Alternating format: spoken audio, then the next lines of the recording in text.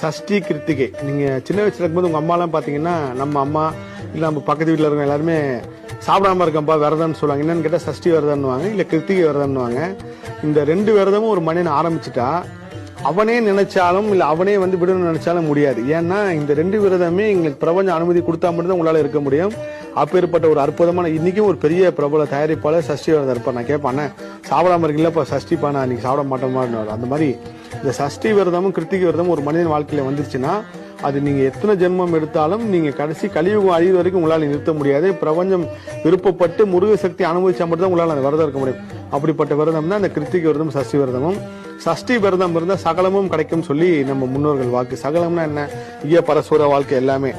அதனால சஷ்டி விரதம் இருக்கிறவங்க மேக்சிமம் நாளுக்கு நாள் வளர்ந்துதான் போயிட்டு போன தவிர கீழே இறங்கி வரவே மாட்டாங்க. இது நான் கண்ட உண்மை. என்னாலேயே சஷ்டி விரதம் இருக்க முடியல. ஏன்னா நான் பொது வழியில நிறைய சுத்திருக்கனால எங்கேயா ஒருத்தல மறந்து